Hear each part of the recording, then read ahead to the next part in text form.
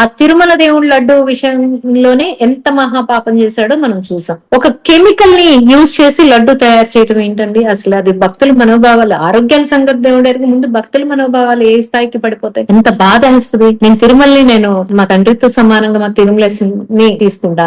నాకు మనసు బాగోపోతే నేనేం కొడైకెనాల్ ఊటీలు కూడా వెళ్ళనండి. నేను వెళ్ళి కూర్చుని తిరుమల కొండ మీదే 300 రూపాయల టికెట్ దొరికినా చాలు స్వామి అని చెప్పి నేను వెళ్ళిపోయి అక్కడ కూర్చుంటే పొద్దున వెళ్తా సాయంత్రానికి వస్తా. అలాంటి తిరుమల మీద 60 లక్షల లీటర్లు నెయ్యిని సప్లై చేసి, ఒక కెమికల్ ని సప్లై చేసి 20 కోట్ల లడ్డుని తయారు చేయించి భక్తులకు పంచారంటే వీళ్ళని ఏం చేయాలండి?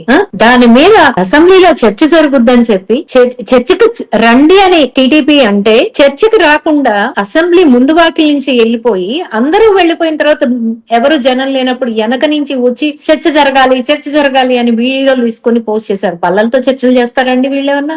ఏంటండి వీళ్ళు అసలు మనుషులేనా? ఎంతకైనా దిగజారుతారా వీళ్ళు? ఇప్పుడు అది బయటకు వచ్చింది, అందరూ అడిగారు కడిగారు. అది బయటకు వచ్చింది కాబట్టి ఇంకో అసలు టోటల్ లడ్డూ నుంచే డైవర్ట్ చేసేసి బిఆర్ నాయుడు గారి మీద వేసేయాలన్నట్టు చూసినట్టున్నారు బహుశా. ఇక దానికి ఆయన కౌంటర్లు ఇచ్చుకున్నాడు. అది బిఆర్ నాయుడు గారికి మీకు అసలు ఎటువంటి సంబంధం లేదు. అసలు ఎక్కడ బిఆర్ నాయుడు గారు ఎక్కడ ఎందుకంటే ఉన్నారు కాబట్టి మీకు అసలు కాదండి.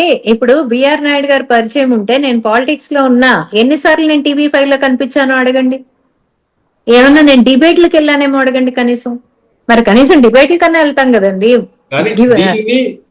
వైసీపీ వ్యూహాత్మకంగా ఒక ఇష్యూతో 2-3 వికెట్లను టార్గెట్ చేస్తూ వాళ్ళు, నేనైతే మాత్రం ఎక్స్ లో కానీ సోషల్ మీడియా కనిపిస్తుంది, నేను ఎక్స్ లో కానీ సోషల్ మీడియాలో కానీ వాళ్ళకి గట్టి ఫైట్ ఇస్తానండి.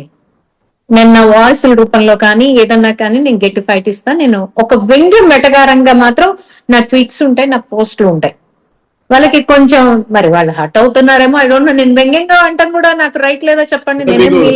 తెలుగు భాష మీద పట్టుతో పాటు మీరు బేసికలీ లా చదివిన్నారు కాబట్టి ఆ విషయ పరిజ్ఞానము ప్లస్ ఈ తెలుగు భాష మీద పట్టుతో మీరు వేసే ట్వీట్ లో కాస్త వ్యంగ్యాన్ని జోడించి కౌంటర్లు ఇస్తూ ఉంటారు కాబట్టి వైసీపీ క్యాడర్ హర్ట్ అవుతూ ఉండొచ్చు మేడం. దాన్ని బట్టే మిమ్మల్ని ఈ విషయంలో టార్గెట్ చేస్తూ వస్తున్నారు అనిపిస్తుంది. ఎందుకంటే 2019 నుంచి కూడా మీరు సోషల్ మీడియాలో యాక్టివ్ గా ఉండటం 18 నుంచి నేను గమనించాను కూడా. 18 నుంచి ఉన్నాను నేను యాక్టివ్ గా సోషల్ మీడియా. ఎక్స్ లోనే, ట్విట్టర్ లోనే 2018 నుంచి ఉన్నాను. బట్ నేను బాగా యాక్టివ్ పార్ట్ తీసుకుంది 2019 నుంచి.